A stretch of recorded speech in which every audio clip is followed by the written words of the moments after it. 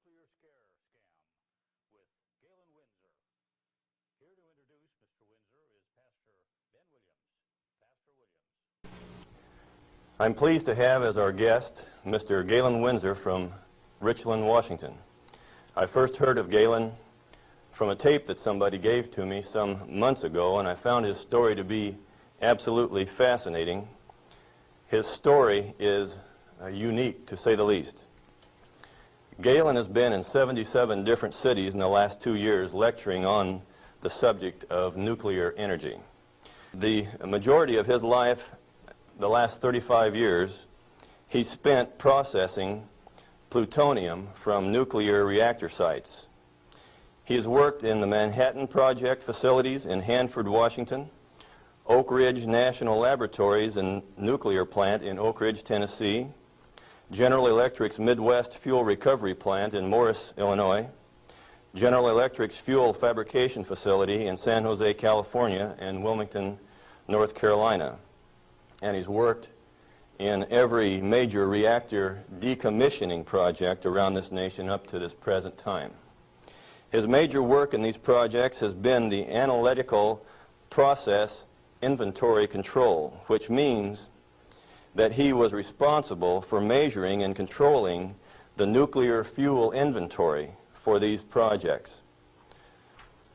Galen Winsor has few peers in the world in this area of expertise. And those few peers admittedly know and agree with the things that you'll be hearing on this tape. However, except for 2 or 3 of these experts, they've all chosen to remain silent for reasons which they only know, leaving this man then the burden of leading this lonely battle of exposing what we call the nuclear scare scam. He's without question one of the world's foremost authorities in nuclear radiation measurement, and he's recognized by members of the Atomic Energy Commissions of all the major nations of the free world. Mr. Galen Winsor.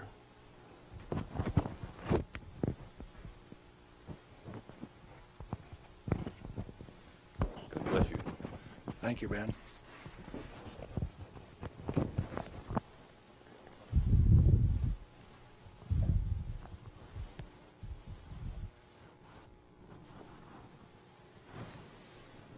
We've been considering today how best to approach this subject so that you would feel comfortable with where I am.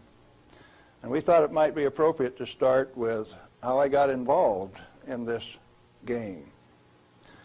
Now, in 1945, I was a Navy radioman out in the Pacific on a destroyer aimed for Japan. We had a one-way ticket. That's all you get, just one way. So, as we were becoming proficient at our business of fighting war, the Manhattan Project caught up with us and did a job. Now, the weapon that was dropped on Hiroshima, Japan in August 6, 1945 was a U-235, fully enriched U-235 weapon, where the material was separated and purified in Oak Ridge, Tennessee. The one that was dropped August 9th on Nagasaki was a plutonium weapon made at Hanford. But to those of us out in the Pacific, it was quite interesting. It had a ticket on it that says, "You get to go home." I was impressed.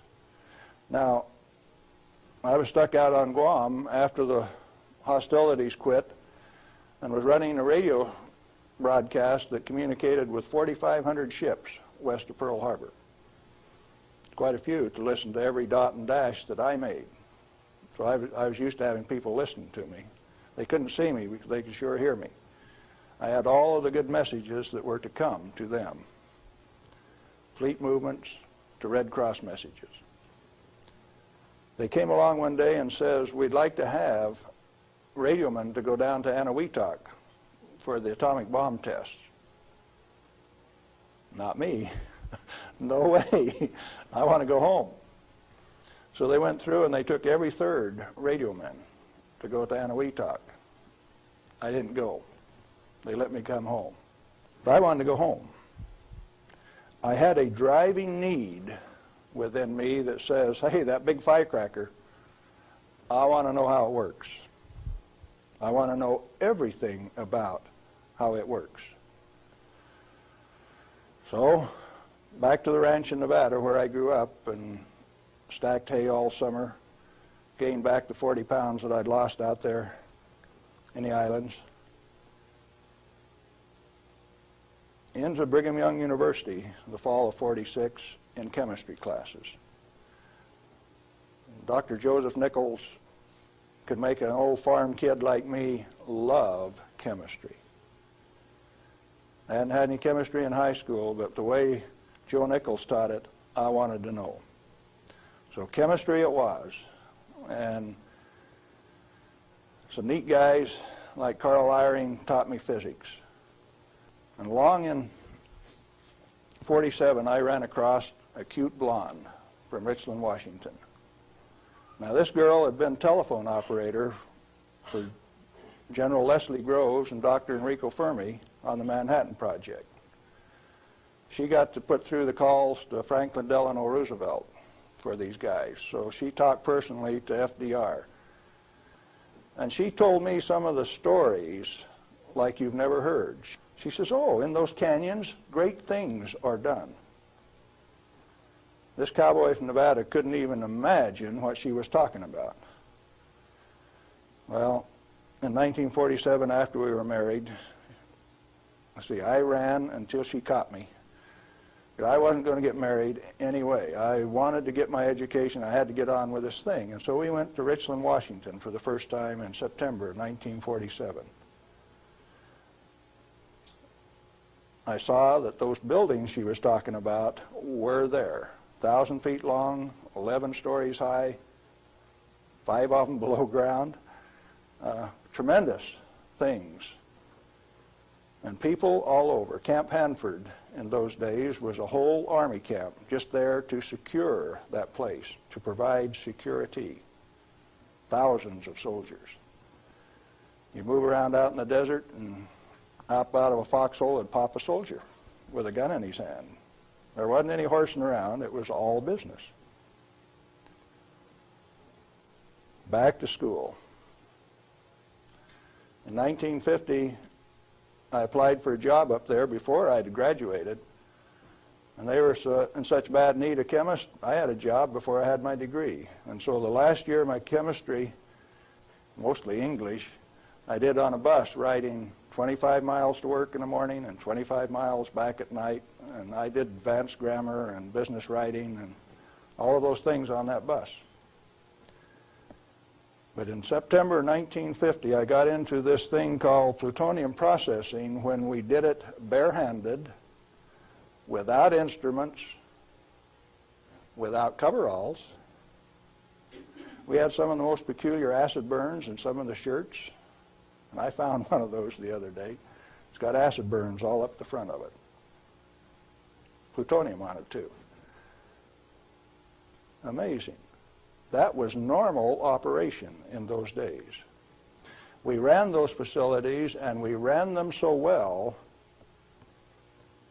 that by 1965, we had separated enough plutonium when it only existed in the parent uranium matrix to a half of a single weight percent, 0.005 weight fraction of plutonium maximum in that fuel. And we processed enough tons of uranium to recover enough plutonium by 1965 to meet the weapons needs of this country 10 times over for the foreseeable future. Now we're talking about a massive amount of work. Hands-on, do it type thing. And there was a couple thousand of us, and we were just happy as could be, just working like mad, making those plants run 24 hours a day, 7 days a week, in a community that ran on shift work, A, B, C, D shift. The whole community that way. A wartime community, people dedicated to doing a job, and we were doing it, and we did it well. No pretense. Oh, yes, there were. Out in the reactor began to sneak in people who wanted a radiation monitor behind every reactor operator. Why? We know how to make these things run. When we got a metal fuel element stuck and it fell down on the trampoline back of the reactor, we'd go in with our feet and kick it off into the pool, smoking, burning. If you didn't have an instrument, you didn't know it was too hot, so you just went in and kicked it. Finally, along came a rule maker that says, thou shalt not do that. You'll get burned. Oh, I didn't get burned when I did it last week. But you exceeded the limit. Well, where did this limit come from? Turns out that in 1934, the International Commission on Radiation Protection fabricated a limit for X-rays. It was no longer permissible to be burned by them, erythema, reddening of the skin. You now had to keep a limit called 0.2 of an hour per day. How much is that? Well, you've got to have one of these Beckman instruments to read it, and you have to keep time of exposure. You know, there are 4 requirements on this thing: the size of the source, therefore the strength of the source, the distance from the source, the time of exposure, and the intervening shielding to keep from getting burned. Oh, fine. We've been doing this thing for years now, and we've never been burned. Why have we got these rules? And they says, yours is not to ask questions, yours is to do and die. Don't you ask questions. If you do, you might disappear. Those who broke the rules didn't appear the next day. Military rule? Oh, yes. Absolute. What was your appeal? And people you were working with one day, when they weren't there the next day, you didn't go inquire why. You were just grateful you still had your work to do, and you kept right on doing it. Now, this is in the United States of America.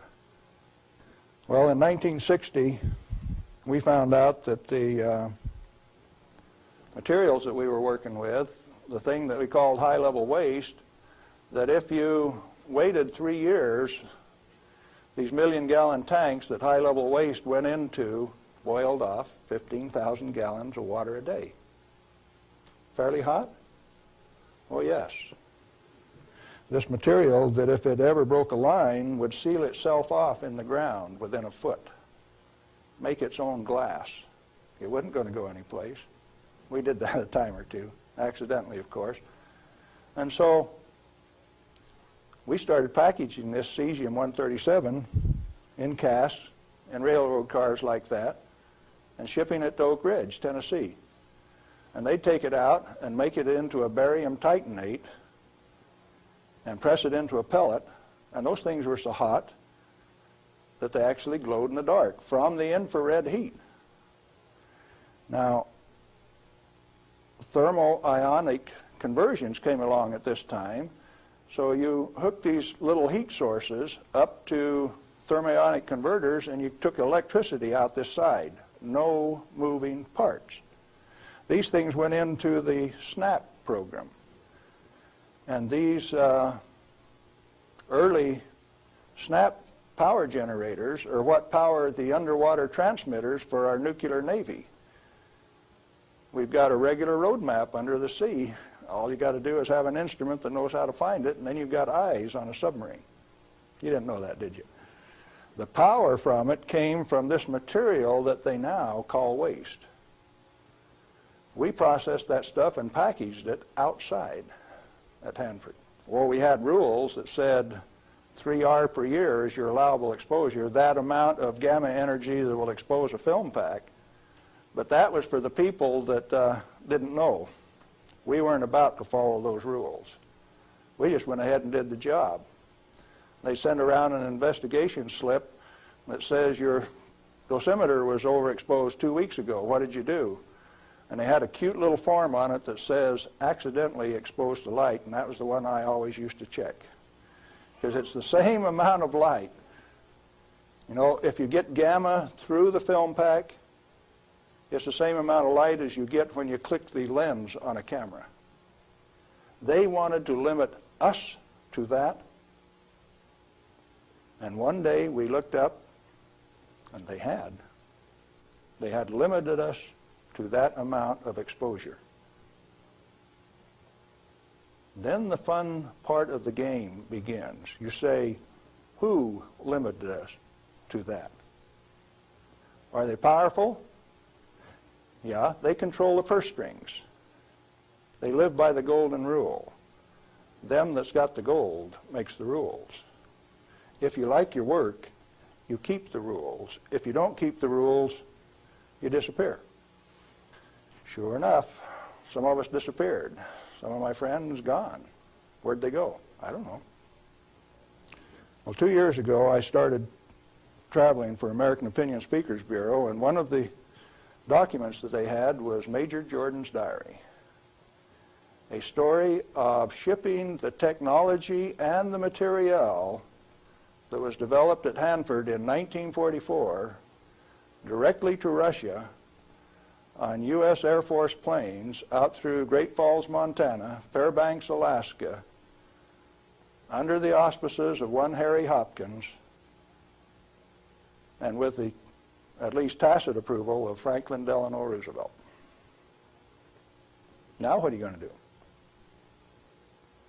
That thing that we had been doing and feeling so good about had been shared at no expense with Russia.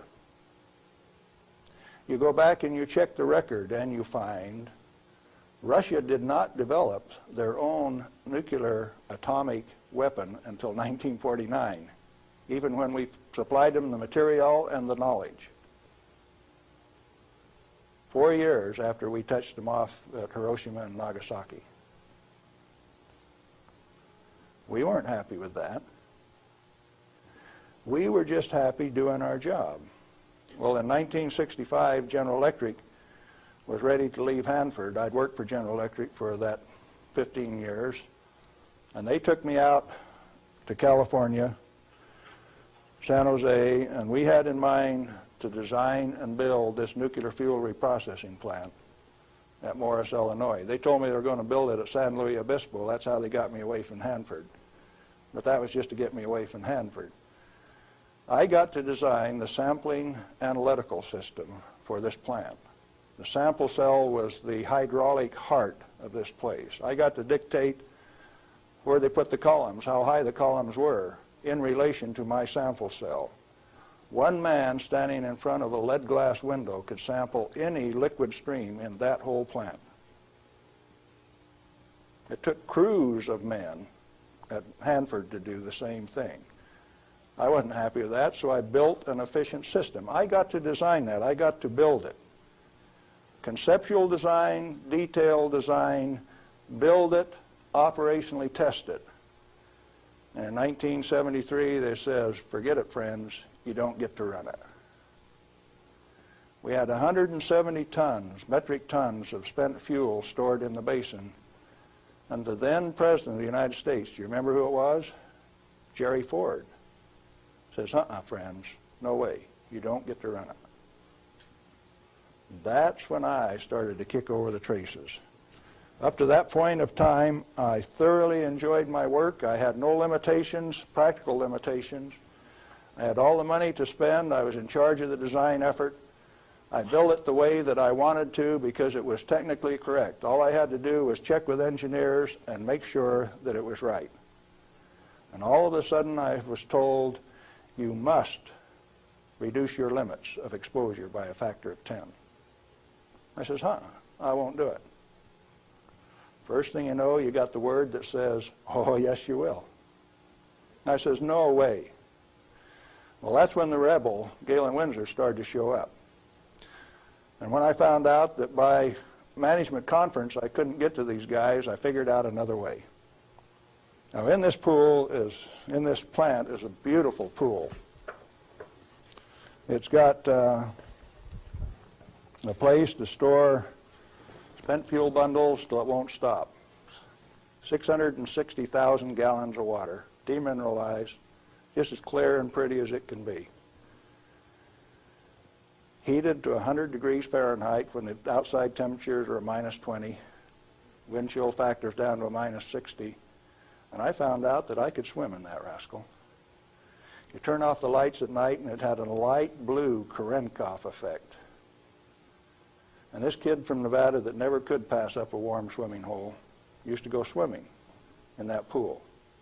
There wasn't anybody that had the nerve to swim with me, but since I was manager of safety and analytical service at this plant, it was mine to use. Oh boy. I found out that I could do that. I showed some financial types one time that I could stir that pool with my bare hand and check out through the same radiation monitors they did without triggering it. GE didn't like it. I got a letter from him that says, "Thou shalt not tell financial types that you can swim in the pool, that you can stir it with your hand, because if they find that out, they will steal the inventory. They will know that the inventory can be stolen." Oh, is that a valuable inventory? The same material that's labeled high-level waste by our current government, our current Congress. Now, plutonium is an interesting chemical element. It is created in a nuclear reactor. The Manhattan Project built 8 of these reactors at Hanford. The first one took 12 months from sagebrush to nuclear steam to build, and it had never been done in that size before. How could they do that? Why did they do it? To create this element called plutonium. Plutonium has been assessed as being the most hazardous material on Earth. Now, from the standpoint that you can make an atomic weapon out of it, yes, it is quite hazardous, because a piece of it that big, 2.5 kilograms, that's only 5 pounds,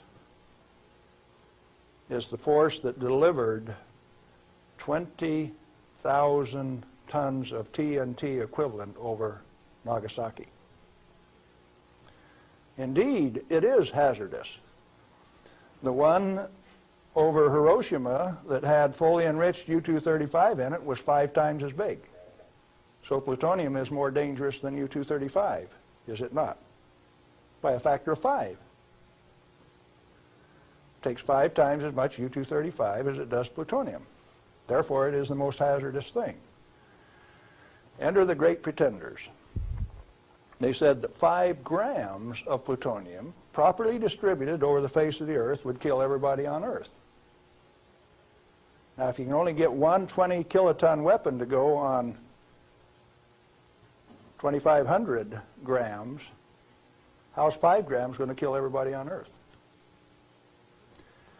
Early on, I had a fear that said, if there is this much fissile material, that can undergo a chain reaction, we called it in the beginning, then if you set a match to it, all the fissile material in the world is just going to keep right on going. Totally unfounded fear. It turns out that when you're in this business of recovering plutonium, like we recovered so much of it at Hanford, we found out that if you have it in a solution where it's less than 5% plutonium, it won't go critical any way that you kick it. And when you get it to 100% plutonium, you better be careful. Because if you put it in more than a 5-inch diameter cylinder, you're playing with fire. You can undergo what is known as an uncontrolled criticality, accidental criticality. The air turns blue. If the cylinder is sealed, it will explode from steam pressure. And that steam pressure builds up in a millisecond, which is about that long. No, you don't horse with it. And then you find out that those 8-foot thick shielding walls on those canyons were put there because they didn't know how much was a critical mass. They says, if we make a mistake, we don't want to die, so we will provide the shielding. And so the shielding thing started for no other reason than they didn't know what was a critical mass. Well, through the years, we got pretty good at telling what a critical mass was.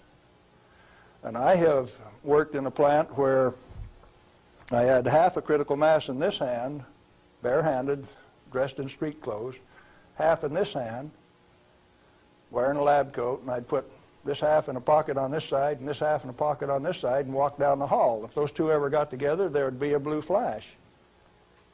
They never got together because I was in between them. And we do that every day.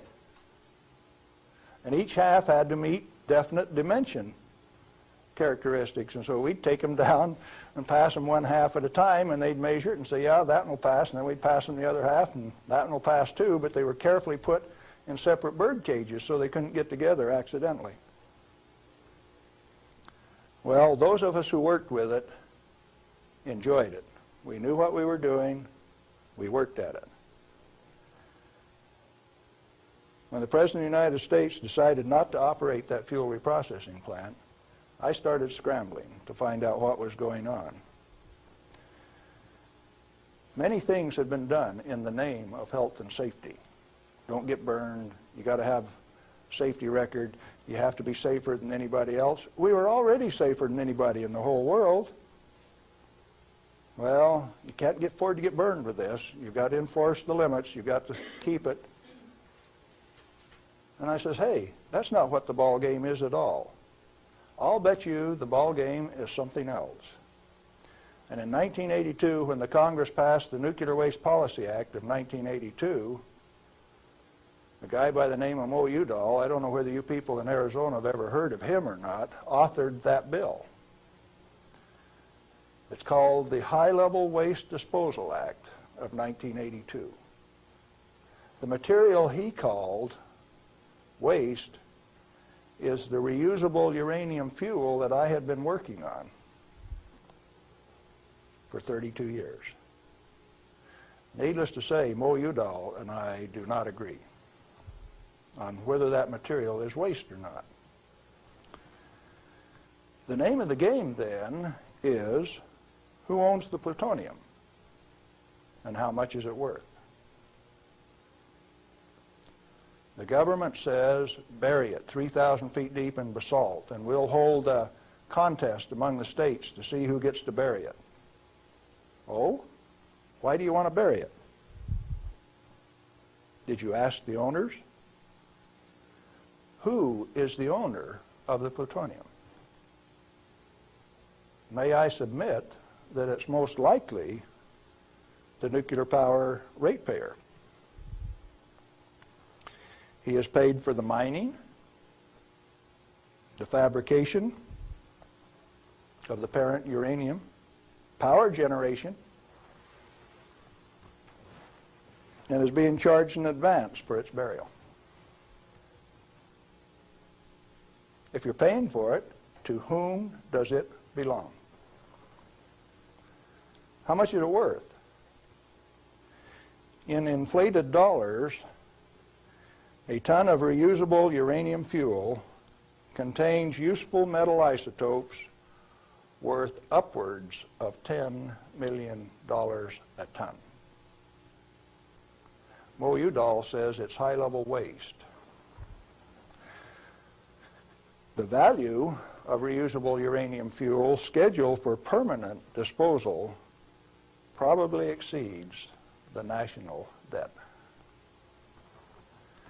Naturally occurring plutonium quantities, and you know plutonium does occur naturally. Plutonium-244 is found at the residual activities of the several, 8 at least, Oklo phenomenon reactors across the world. First one found at Gabon, Africa. Naturally occurring plutonium quantities have been enhanced by transmutation of uranium. That's the reason we built reactors in the first place. Our ability to detect and measure emissions from these elements is useful in inventory control. When fissile elements, fissile isotopes, are present at less than 5 weight percent, plutonium-239 equivalent, and the heavy metal oxide matrix is stored dry in air, it has no critical mass. Remember, we talked about shielding was because they didn't know what a critical mass was? If it is light water reactor fuel at less than 5% equivalent fissile content, you can handle it, you can do anything you want with it, you can stack it up, you can have a room full, you can have a handful. As long as you keep it dry, it will not sustain a chain reaction. What then is all this falderall about a little bit, 5 grams will kill everybody in the world? They don't know what they're talking about. And when they say that, they're thumbing their nose at measurement experts like Galen Winsor. I am insulted when they say those things and get away with it, because it has no bearing on the truth. It cannot be mishandled. It will not expose any person to an unshielded nuclear reaction. In other words, no controls are necessary except to prevent the pilferage of the inventory. Have you got that one? Let it register. Do you need governmental rules and regulations and instructions? No way. Then why do we have all of those rules? Inventory control practices capitalized on the fear of undereducated masses who work in the industry. I didn't say anything about ordinary people now. I'm talking about the people who have worked in the industry and those who cast stones from without. The Ralph Naders, the Jane Fondas.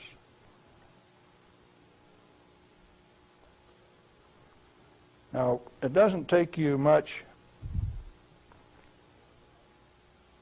thinking to find out that maybe the industry is the source of the problem. The industry is the one that made up the committees, that made the rules, that the Congress enforced. You ever thought of it that way? The strangest kind of feather bedding that's ever been dreamed up, it makes the railroad engineers look like pikers. The only amounts of fissile process materials that are of health concern to the handlers are those that can accidentally cause an unshielded nuclear chain reaction, or that will cause erythema from the shortest wavelength, highest frequency, and therefore the most easily shielded ultraviolet light emissions of the electromagnetic spectrum. Big words. Let's see what they mean.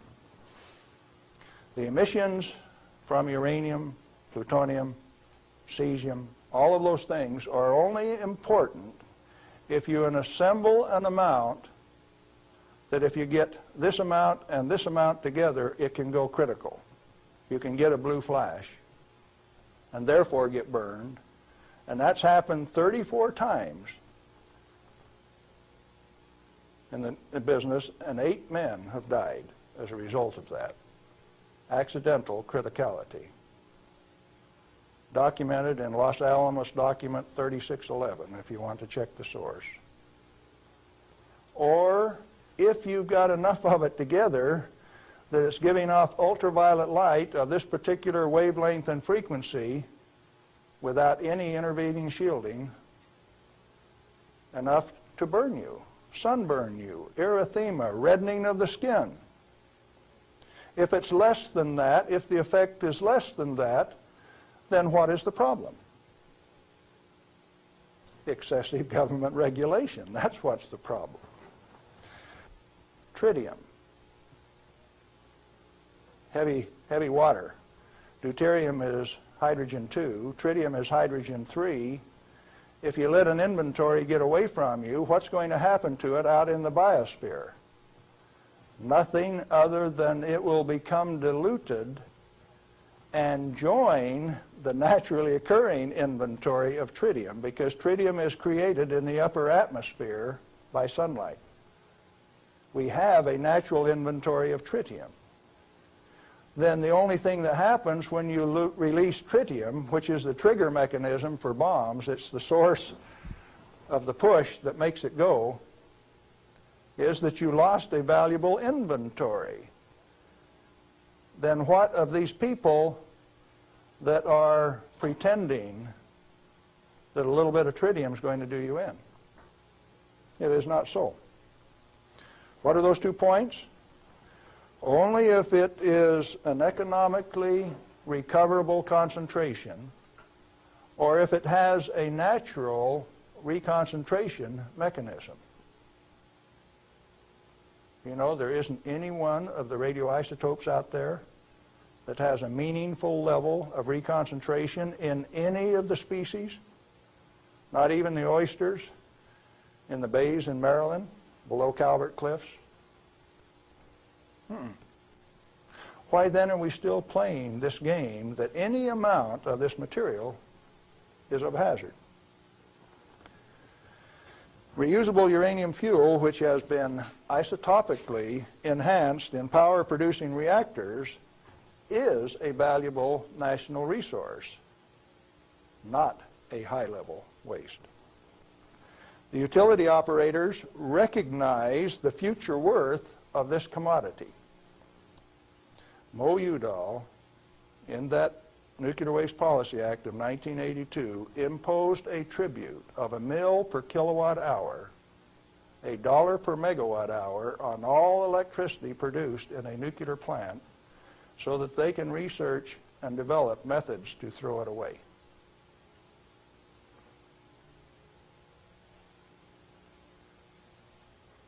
Why do the utilities willingly pay this amount to the Secretary of Energy?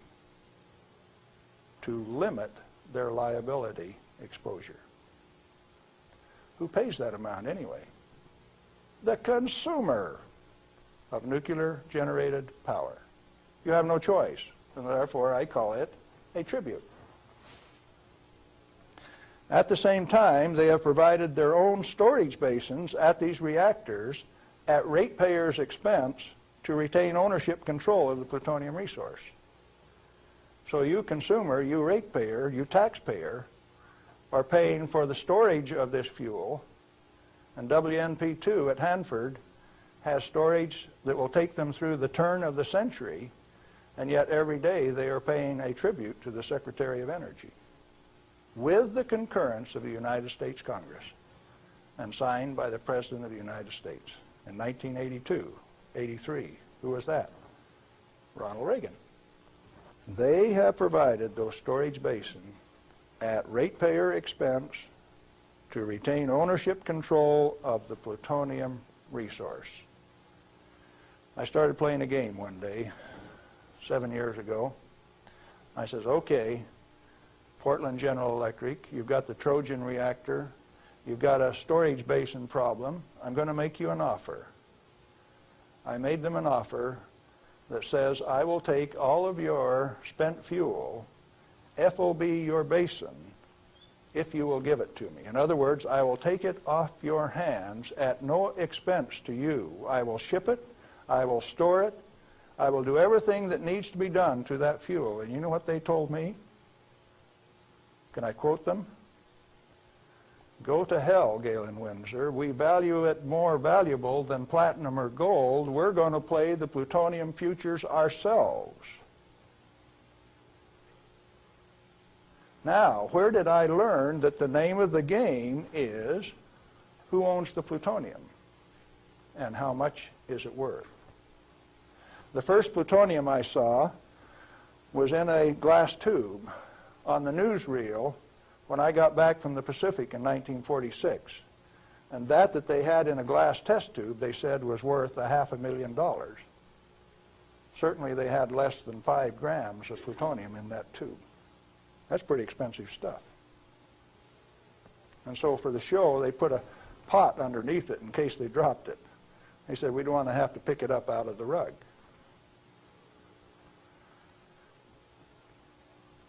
When it was decided for us not to operate this plant, plutonium was guaranteed on buyback by the federal government at $43 a gram. That's quite a price drop, don't you think? When that price guarantee went away in October of 1971, the price of plutonium became $10 a gram. It steadily went down to where its present worth on the market is a minus $2 a gram per year. That's what it costs you to hold on to a plutonium inventory on a material that has been declared worthless by the utility owners and rubber stamped by the Congress of the United States, and they're spending billions of dollars digging holes in ordinary rock so that they can throw it away, dispose of it. Okay, what are you going to do with it? Reusable uranium fuel may be properly stored in air-cooled, dry storage in a cost-effective manner. Nuchem in Germany offers this immediate and long-term option as a necessary and safe step prior to reprocessing. They're doing it in Europe. At least 4 regionally located facilities are available in the United States where this concept can be used right now. Barnwell Nuclear Fuel Plant in South Carolina, Midwest Fuel Recovery Plant in Morris, Illinois, this one, Nuclear Fuel Services in upstate New York, and Redox Processing Plant at Hanford, Washington.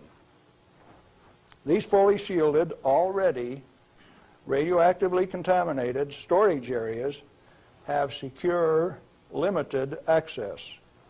All have been operated under processing conditions of 10 CFR 50, and the MFRP has a 10 CFR 70 storage license, the only licensed storage facility away from a reactor in the United States. It singly, all by itself, is capable of storing all of the reusable uranium fuel that needs to be moved away from power reactors for the remainder of this century. We had that storage designed in 1975. Had the approval of the design. Why then are you spending money over here in New Mexico on the waste isolation project? Why are you spending money at Hanford at the basalt waste isolation project? Why are you spending money at Beatty, Nevada for storage when I can already store it in this building that's already built? I just named you 3 others that can do the job all by themselves too, and I know where there's 14 more buildings that can do it. What are we going to do?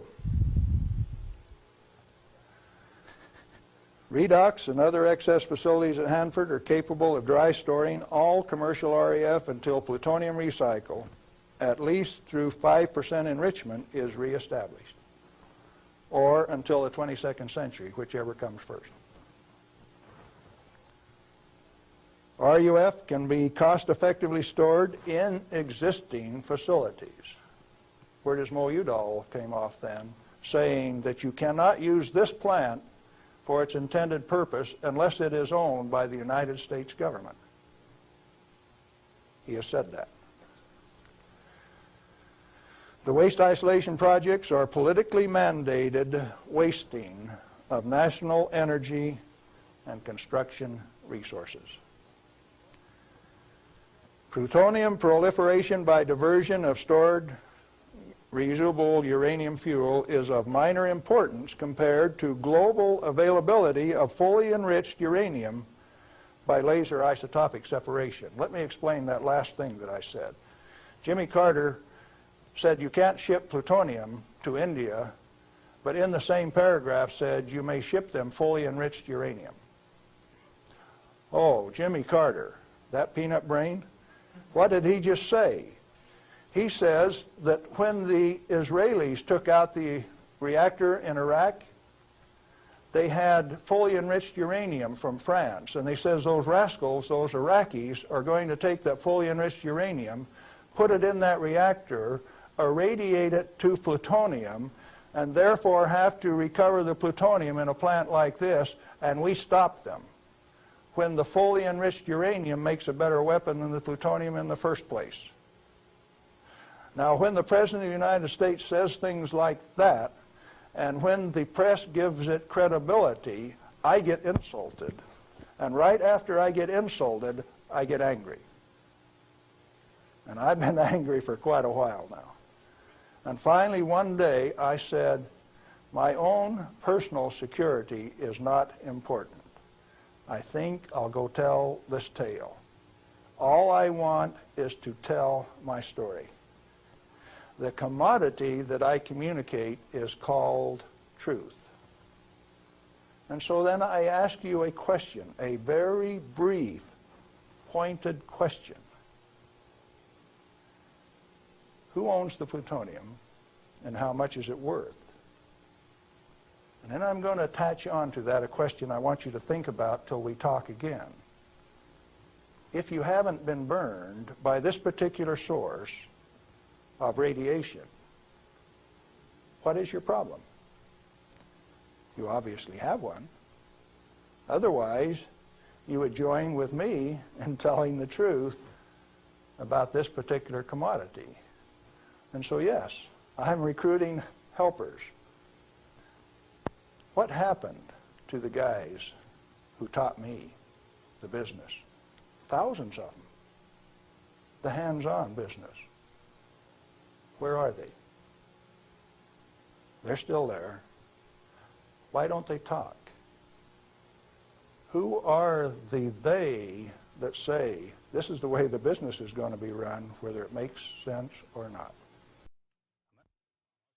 Brings you the nuclear scare scam with Galen Winsor. We're back with Galen Winsor, and we're talking about the nuclear scare scam. Galen, it seems to me that from what I've heard you say that the scaring of the people is better than a lock and key to keep this stuff out of the hands of those who might be interested in investigating and keeping this valuable material hidden for just an elite few. This is probably the way that it works best. And so then the secret was to keep from letting other people know that it could be handled, because first of all, we weren't accepted by the community, and the materials that we were working with, they feared, but there were certain few people that realized its real worth, its potential to be used in ways other than to support our national defense. Let me ask you a question, Galen. Are you worried about do you have reason to be worried about your personal safety? Because the kind of people that you're describing here are powerful people. I wonder if you're still around. I wonder how much longer we can expect you to be in this game. Well, on the 13th of December last year, the NRC, Nuclear Regulatory Commission, Region 5, turned out a federal SWAT team to get me on a federal warrant issued by Bob Thomas out of Walnut Creek, California. It was kind of funny in a way. They turned out this federal SWAT team at Hanford, and they had my picture, and alongside it says, "This is an irrational individual. He poses a threat to our security. Take him at any cost." Now, the reason that I'm still here only has one logical conclusion. I have lots of help. Well, you've told us about how that you and others of your friends and colleagues have handled many times this so-called deadly nuclear energy material that the whole world is so scared of. Why weren't you afraid of it? Because we did silly things like recover some of the undissolved fuel elements out of the redox dissolver that burned a hole in it. And we went in and sampled these things by a remote process. We got it out into our hands and found out that we could walk around the lab with them barehanded and they wouldn't hurt us. And we were standing there in the lab tossing them back and forth. Uranium metal that wouldn't dissolve in the boiling nitric acid. Well, if you find out that you can play with it, and it was only 90 days since that thing came out of the reactor and it doesn't burn you, why should you be afraid of it? So in other words, you're telling me that you learned to not be afraid of it because of practical use and application and hands-on experience. Hands-on. We might even been playing games. Okay, you say that you swam in this water that was straight from spent fuel used to cool that fuel, and Yes. you swam in it. Yep. You told me earlier that you went a little bit beyond that. Would you share a little bit of that story? Well, swimming in it didn't have the desired effect. So I decided I had to be more direct with these people that were giving me trouble. They were kind of hard to teach, so I went to drinking a glass of it a day. I had the bottle of it. Last time I went swimming, why I filled this 2-liter bottle with water and washed it off on the outside in the shower when I washed me off on the outside so that we didn't tattletale. You know, radioactive material is just a trace or a tattletale. So you got to get it off so they won't know that you've been swimming in the pool and drinking the water. So I took this bottle in and set it on my desk. And who would suspect that the manager of safety and analytical service had a bottle of spent fuel pool water sitting on his desk, and he drank a glass of it every day. And this was unheard of. Nobody ever did that crazy stunt before. How has that affected you, Galen? Well, as near as I can tell, it made me about 6'4" in my cowboy boots, 210 pounds, and really quite a nice fellow. All right. What then happened as a result of your doing this strange experiment on your desk with this water? What was the result? Can corporations have a heart attack? I think General Electric had one, because after they ran me through a whole body gamma scan in December of 1974, by the time I got out, because I had a plutonium lung burden and it took 45 minutes to an hour to count that, everybody on site knew that the manager of safety had been swimming and drinking in the swimming pool, the spent fuel storage pool. Had cesium-137 at a ferociously high level. It even exceeded the NRC's limit. And I'd been drinking it. They knew the fat was in the fire. Now, where do we go from here? Well, first of all, I got a poison pen letter from the people in San Jose. And he says, "Thou shalt not do those things. They'll find out that the inventory can be stolen." Well, that didn't sit very well with this cowboy, because nobody tells me what to do, particularly when what I do is right and hasn't harmed me. Who are they to tell me what I want to do? It just didn't sit very well. I was going to do something about that. What was your motive in this? Correct information. As an expert in the measuring system, why, it was very obvious that I knew the parameters of inventory control, the disintegration rate of each of these isotopes, how to measure them. That's how we regulated our inventory. And to have these rascals come along and start playing games with the information that I was very expert in, that I had designed the analytical system for this plant around, disturbed me a little bit. No, it made me fighting mad, and I got angry.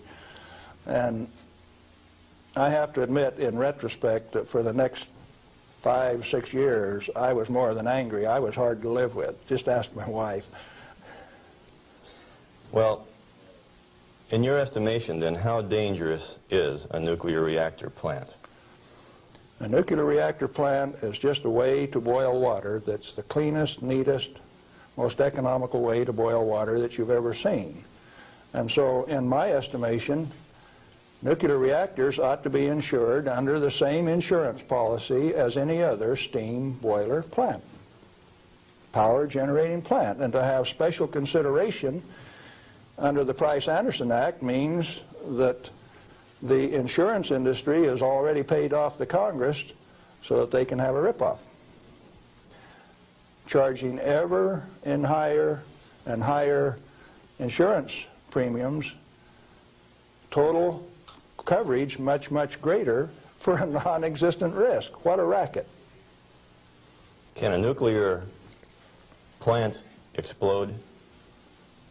Only like any other steam plant. Like Laughlin, Nevada had a steam explosion. It's a coal-fired plant, but 6 men were killed there last year. That could happen at a nuclear plant, but as far as an atomic explosion, good heavens, no. No way. What kind of accidents can actually happen at a nuclear reactor generator plant? You could lose your moderator and the reactor would shut down, the control rods would stick in and you wouldn't be able to start it up. You might do several things that would invalidate some of the safety controls. For instance, an emergency core cooling system. The only reason they put ECCS on a reactor is to destroy it. When you start these big babies up, because they're so big, you only warm them up 50 degrees an hour. And they say, we got an emergency, throw the emergency core cooling system on like they did at 3 Mile Island 2, and you're going to thermally shock that big machine and ruin it so it can never be used again.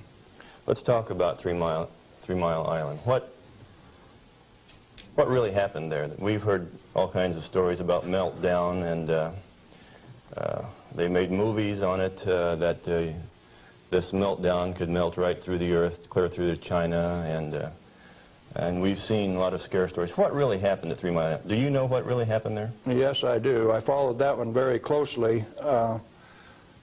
In fact, I know the guys personally who wrote the script for China Syndrome and also wrote the script for the 3 Mile Island fiasco.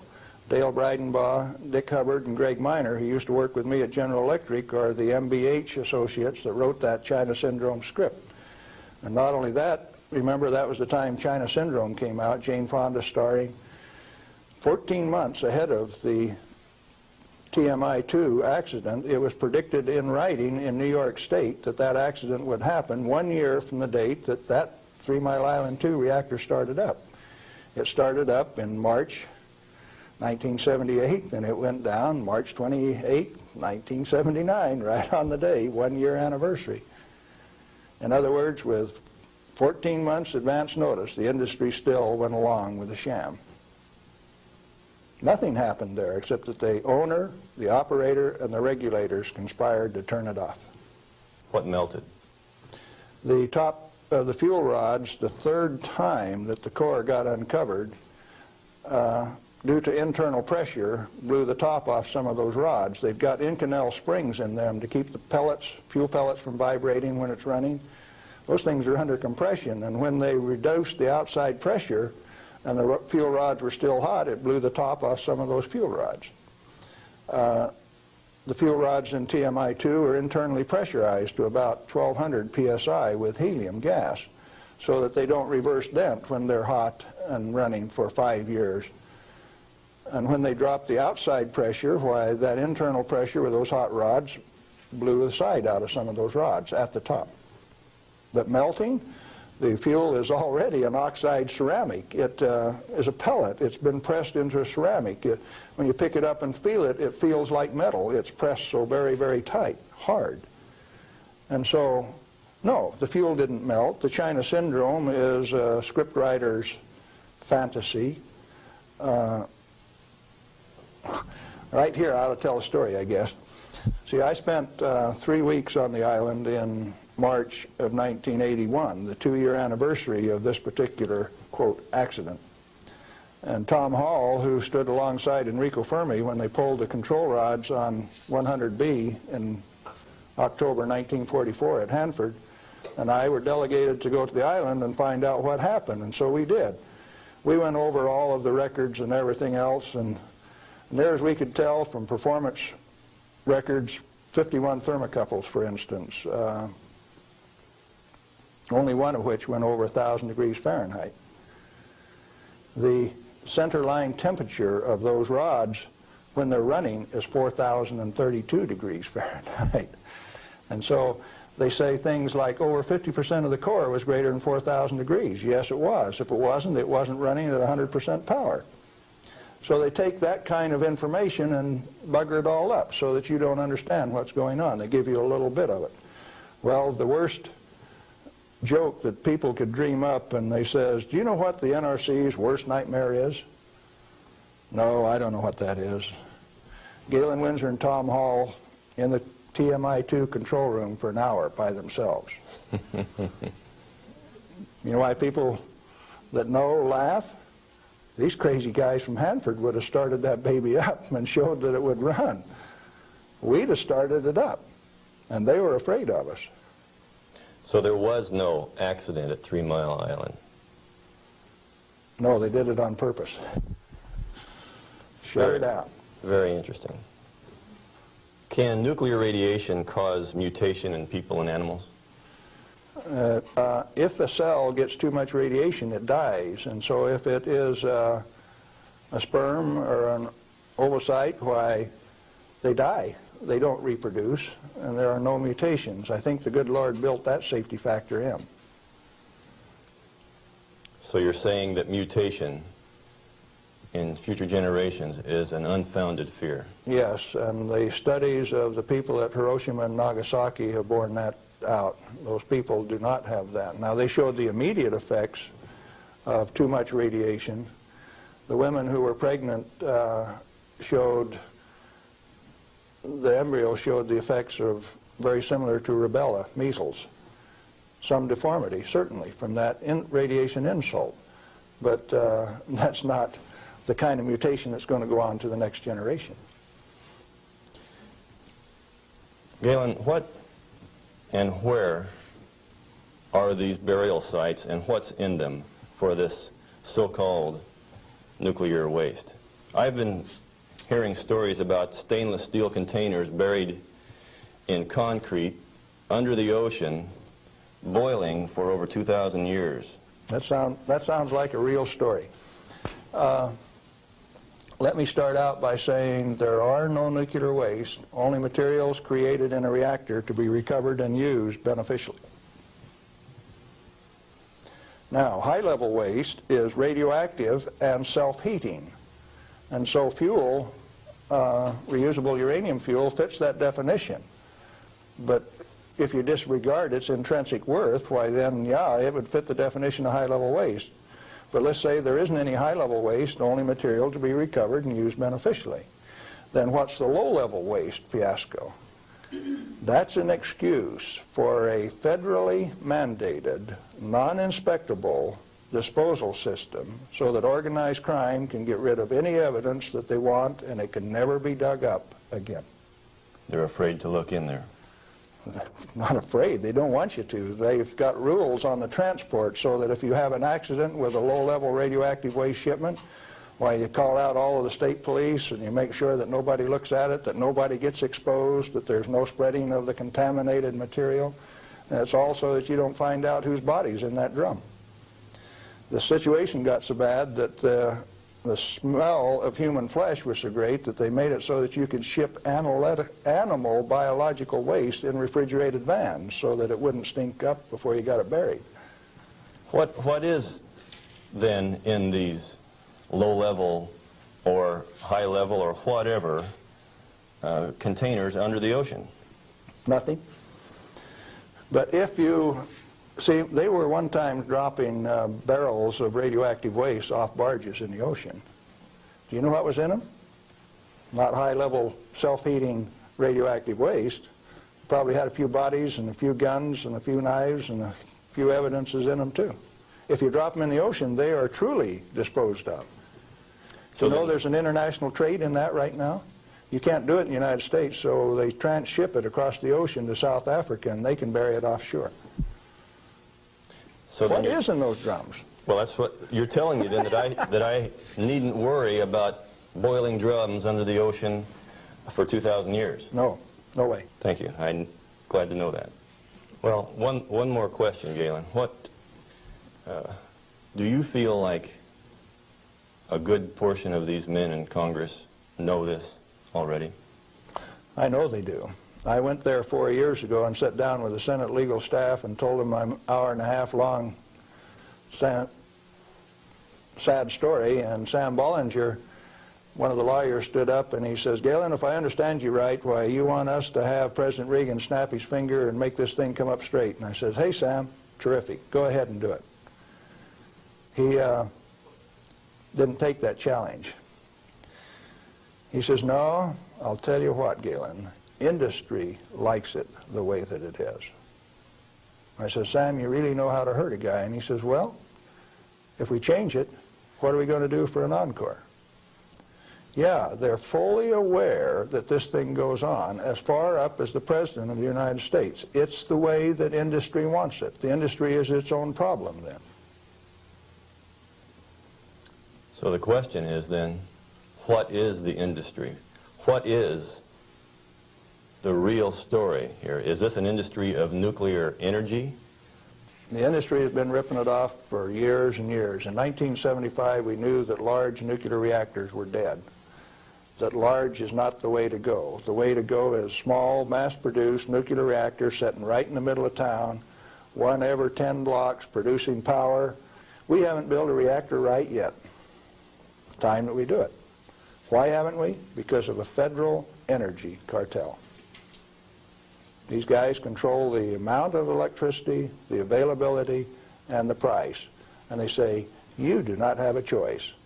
I have a choice. I'm going to take one of those decommissioned nuclear subs up in Puget Sound, refuel it, and generate my own electricity. Save the government $5 million because that's what they want to throw them away. I will use it for my own power plant. Quinn Millian up in Omak, Washington, and I are moving on that, and if one of these days I hook one of them up to Pier 91 in Seattle, don't be surprised. Well, good luck.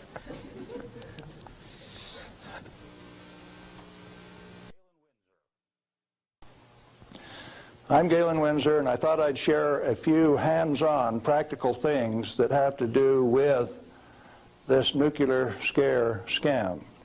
Now, you've heard that gamma energy, the kind of energy that comes off a rock like this, is the most penetrating, most damaging of all radiation. And not only that, here is uranium, the parent of radon, and they say if you can measure, detect radon in a home, then it's bad.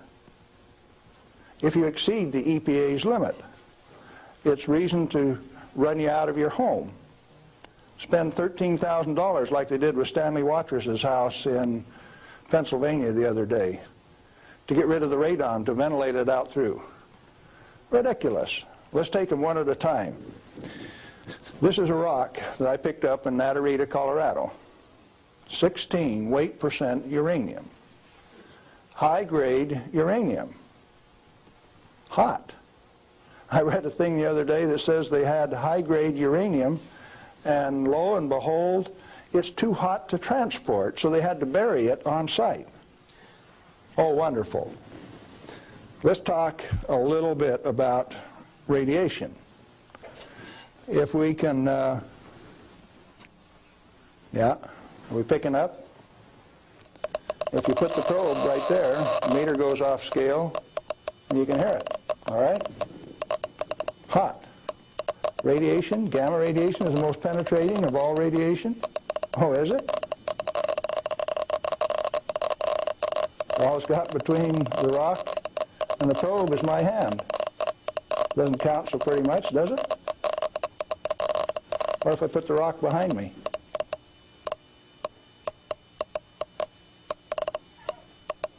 You don't suppose they've been lying to you, do you? I suspect they have. Well, let's do a little bit more. I got a black bottle. This stuff comes in white bottle. A bottle of no-dose. You can send children down to the drugstore to buy no-dose. All they need is money. In this are 660 white caffeine pellets. And this one is uranium oxide, U3O8. You can't buy it for love nor money. the state of Washington sent 2 of their Gestapo agents over to my home to confiscate my uranium samples on the 17th of December last year. Got a challenge. I'd like to have somebody in the room volunteer to take all of this bottle or all of this bottle. The only thing I'll tell you is that one of them won't hurt you and the other one will kill you. Do you want the white stuff or the black stuff? White stuff? You do. There's enough in there to kill 4 men your size.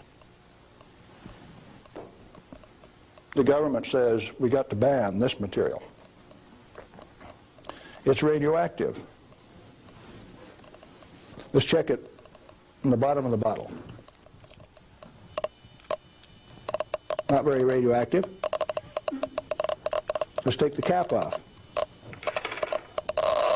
Oh goodness, very radioactive. This instrument will only count gamma, energy. It's just energy. Light's coming from those lights, only you're getting lots of infrared from the lights as well as ultraviolet. Energy response, and it's very carefully damped to only discriminated so it only gets the energy that comes from this.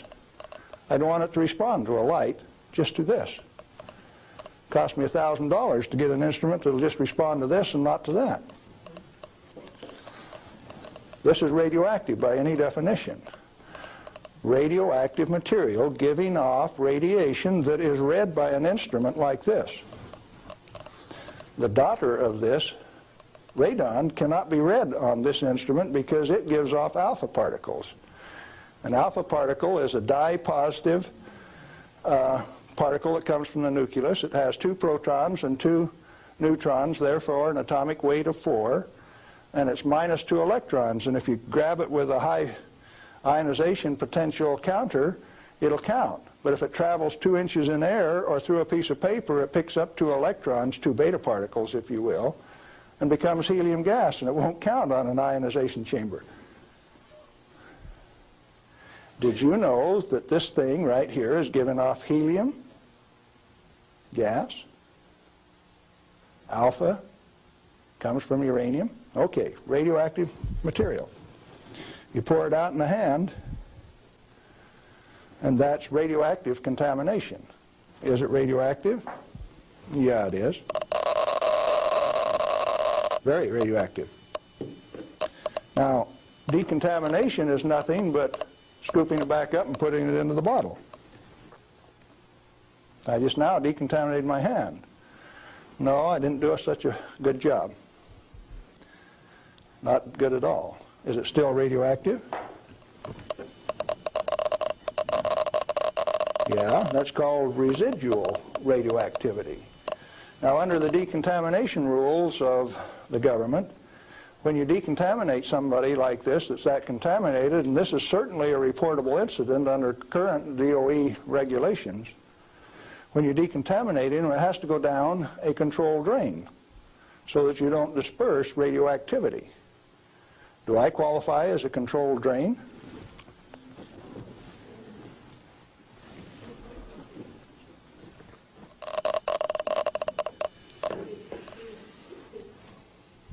That material that I just ate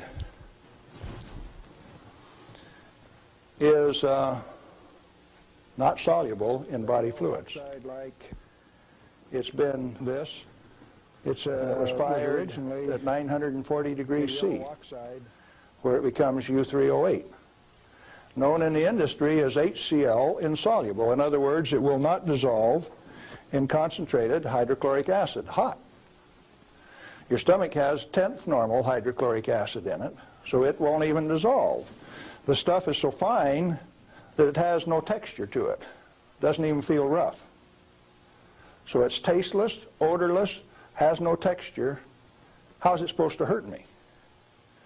Because I've been eating this on lecture tour for 2 years, the state of Washington felt it necessary to confiscate my uranium samples so that I would be safe. Dr. Fulton from the Hanford Environmental Health Foundation called up and he says, "Hey, I heard one of your guys OD'd on uranium today, Galen." And we talked for a little while and he says, "Oh, that was you." And I says, "Listen, I can eat all that stuff I want. He says, it'll ruin your kidneys. How are your kidneys? They're fine. Well, you should have been chelated within 4 hours. And I mean, you guys are going to follow me around the country and give me chelating agents every 4 hours after I eat it on lecture tour? He says, we'll give you any medical assistance that you need, Galen. We don't want anything to happen to you. I said, did that include turning out the federal SWAT team 4 days ago to get me? Where are these guys coming from? Well, here's a piece of metal. Density of 19.0. If you know your chemistry and physics, you know that there are only two metals that have that density: plutonium and uranium. Radioactive, pyrophoric, density of 19. Outside of a laboratory, most of you can't tell me whether this is uranium, plutonium, or a mixture of the two. Now, I said that it's heavy, and it is. Let's see if it's radioactive. Yeah, it is. Pyrophoric, what does that mean? Pyro, fire. Black on the end. The spark that just came off there is pyro, fire, burn. If it's plutonium, I just contaminated this area of Arizona in excess of the EPA's limit for 1 square mile of surface.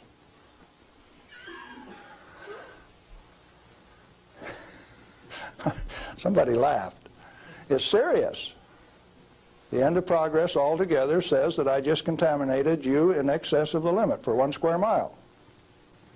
It's now silver on the end.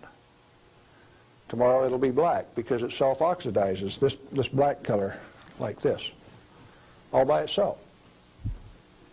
Plutonium does that and uranium does that. Is it hazardous? Yeah, it is, because they take depleted uranium metal and make it into 50 caliber bullets, fire them from shoulder-held weapons. In 1976, they obsoleted tank warfare with these things because it only takes one dog face with one weapon to knock out a 65-ton tank. It'll go through 3 inches of armor plate, and when it comes out the other side, it's that white hot spark that we just made. And the 5 men in that tank are dead, because it'll burn all of the oxygen out of the air and burn their flesh. 1976, they obsoleted tank warfare, and you never even knew that. They make 10,000 of those bullets every day in the United States. We got enough in arsenal to sink all of Russia's tanks, and our boys in the Defense Department don't even talk about it. Yeah, it's hazardous to your health. Reminds me, lead is hazardous to your health too, isn't it? Particularly if it's in a 45 slug like this and it hits you right here going about 2,600 feet per second. It's not the material, it's the impact from the velocity. Let's be very specific in the words that we use. This particular chunk of lead came out of a human body. My son, who's a deputy sheriff, thought maybe I could use it on tour. That's called dying of lead poisoning. Anything less is a figment of the imagination because it's not soluble in body fluid either.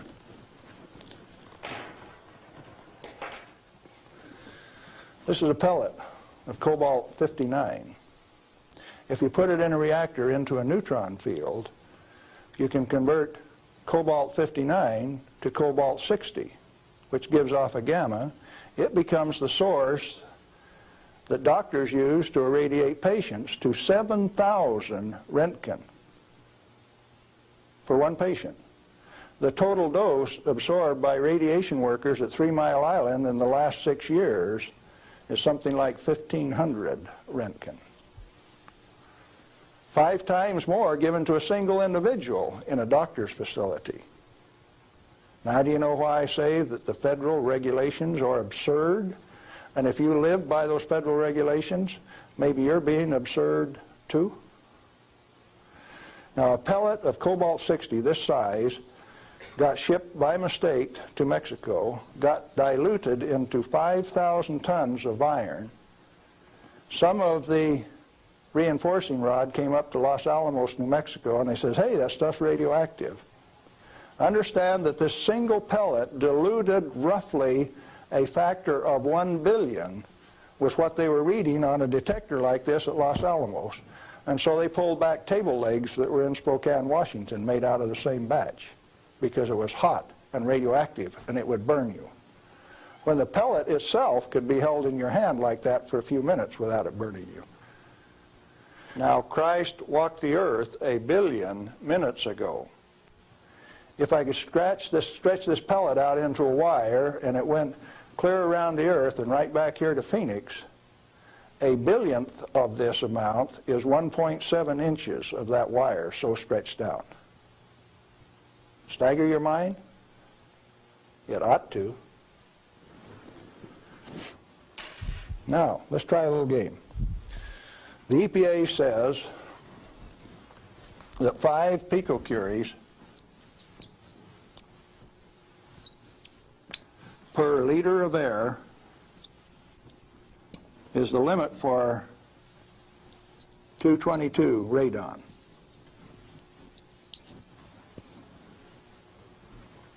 And they handle that like it's a real number. Madame Curie says that 1 gram of radium equals 1 curie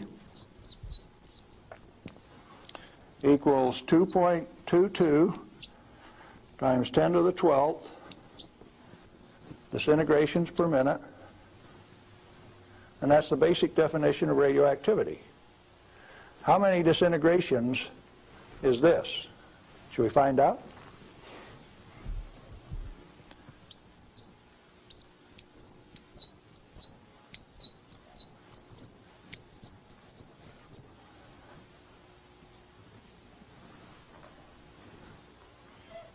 And the EPA, in its wisdom, says that 11 disintegrations per minute from 1 liter of air, you have exceeded the limit. You know what I did the other day? I've been having a little tough with some legal authorities up in my house.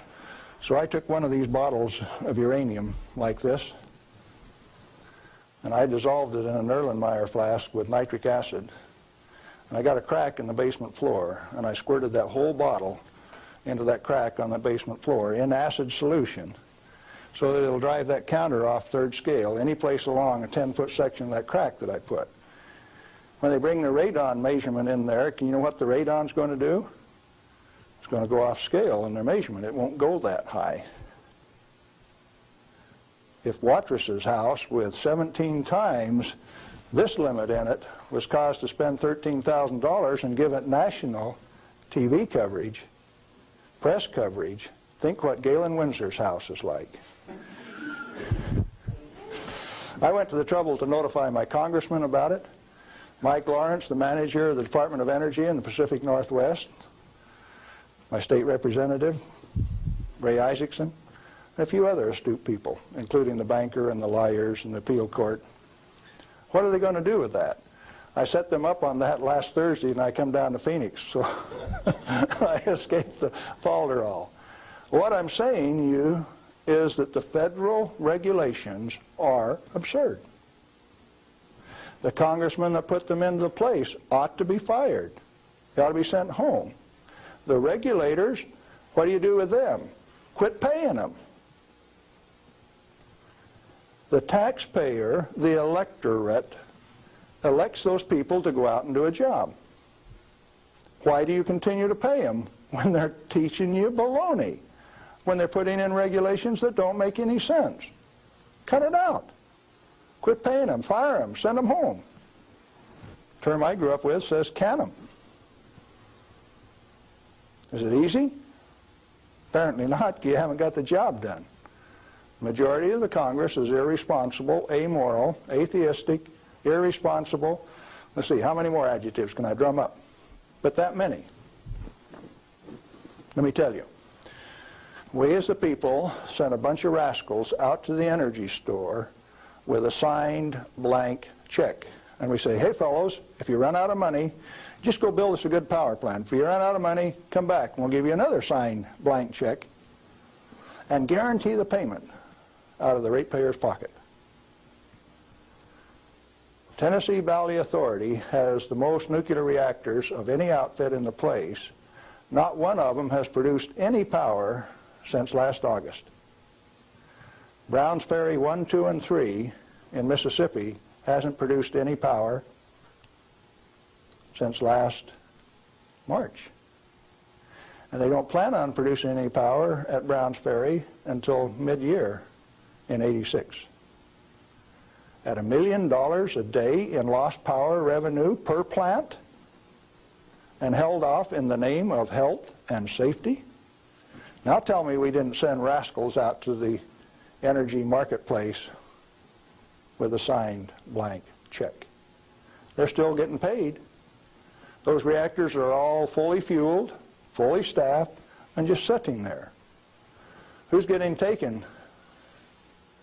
The ratepayer. You're still paying more and more for your electricity all of the time.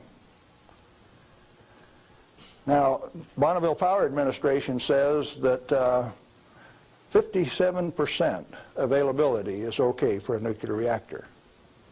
Maine Yankee is often run at 103% availability, which means it's running over nameplate rating. Enough days out of the year that its average availability is 100%. Bonneville Power Administration of the Department of Energy says that 57% availability is okay. That means that you can let those things set down 43% of the year, and that's judged as an acceptable performance on the part of the government. There's an obvious answer. Get the government out of the energy regulating business. Turn those plants over to people who will run them efficiently 100% of the time. When we put in zero-release containment, we started playing games. About the time that we proved that a nuclear reactor has no measurable impact upon the environment, that's when they bottled them up, put catalytic recombiners on them. Some of the reactors in Texas were designed not to breathe for 8 years at great expense. Why? When you bottle up a reactor like TMI-2 does, then you get radiolytic hydrogen, and indeed they had a radiolytic hydrogen burn at TMI-2. And they moan and they groan about that, and all they had to do was open up the windows and let the breezes blow through. You don't need containment on them. I'm going up to Colorado this weekend to meet with the Uranium Producers Association. And they're upset because the government is dumping uranium on the market and raising the price of the commodity that they get their bread and butter from. But what they're totally unaware of is that the Grand Junction Operation Office is going to issue a contract so that the new operator has a $25 million budget over the next 5 years, 80% of which will be spent for remedial action. Where you take this material, dig it up, if you find it counts on a Geiger counter, you can have them come in and change out the whole front yard of your house, give you a new front yard, new foundation under your house at government expense. If you don't do it, they'll take you down to the courthouse, blacklist your property, so that you have to remove the radioactivity at your own expense before it can be sold. Now, do you know what I did when I took that uranium solution and poured it into the crack in my house? I set up the United States government, and that episode is about to be played. Did I do it on purpose? Yeah, I did, just like I used to dive into that swimming pool and drink that cesium-contaminated water. I found out that it doesn't hurt me. You need to find out that it doesn't hurt me, or you. In fact, the only reason for the existence of these big transcontinent distribution lines would be if they could compete with a small mass-produced reactor sitting in your backyard. Why don't they want you to? Because they are the federal energy cartel. They like to set the price, the total availability, and whether you can hook onto it, and if you don't pay your bill, cut you off. That's called power, domain, and control. And they like that. They do not want you to be energy independent. If you had one of these sitting in every 10-block area in Phoenix, you could tell the rest of the world to go get lost. Oh, there's another use for that heat. You could heat your homes in the wintertime, or you could cool them in the summertime with it. heating, ventilation, air conditioning, they call it, HVAC. In countries where it freezes, you could run that hot water out and chase the frost away in the spring and in the fall. And they found out that plants grow faster in warm water anyway, so you'd irrigate with it all summer. So cooling towers are called wasting towers. They throw over 50% of the heat away. The other morning, coming out of Tri-Cities, WNP2 was putting its 700 megawatt electric up through the clouds, 870 they were running at. And the clouds were laying all over the ground, and there was a little ice cream cone right out there, and I said, there's WNP2. It snows 5 inches every night out of WNP2, and the rest of us don't get any. Where'd the water come from? That's cooling the heat from the condenser cooler. You should have a business right out there, an oil cracking plant, something taking that heat and using it, like they built at Midland, Michigan 10 years ago and they've never used. And so Dow Chemical is suing the utility because they never produced the steam for their chemical plant right alongside it. We got troubles in this country. I'm telling you what the problem is. Doing something about it, responsibility is yours.